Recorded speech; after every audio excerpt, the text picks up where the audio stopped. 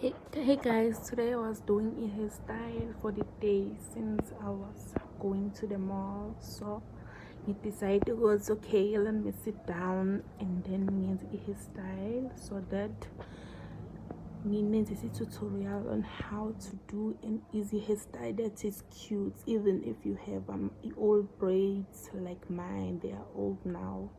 I have to do another hairstyle, so it's easy guys.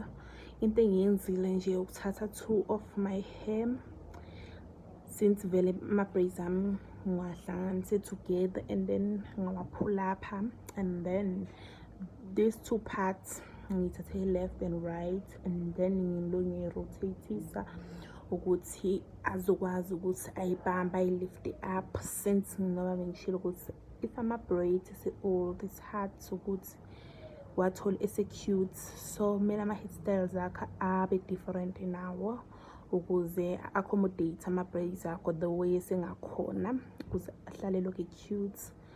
So noma ngisho ukuthi uthatha the 2 parts, and then after usuthathile le 2 parts uzoloke urotatisa masubophela ngomuva.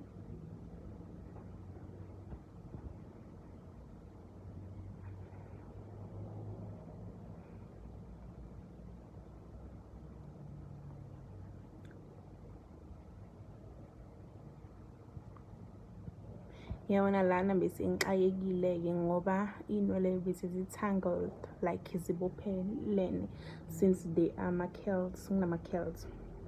More at the curls, to detangle the hair you have to use a detangle spray, which is ngizoke nginibonise kumanye ama-video ami engisazowaphosta.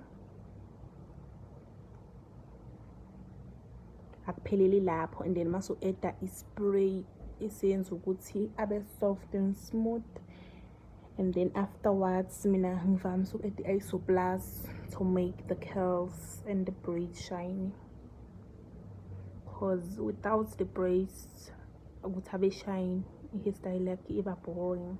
Kumele make sure ukuthi ama-braids akho ahlale shine,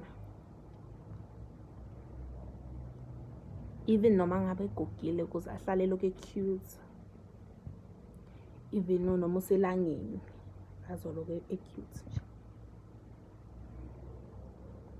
Okay guys, thanks for watching. And subscribe ukuze nithola amanye ama-video. Ngisazoyenza amanye ama-tutorials for how to style ama-braids and skincare routine. Bye.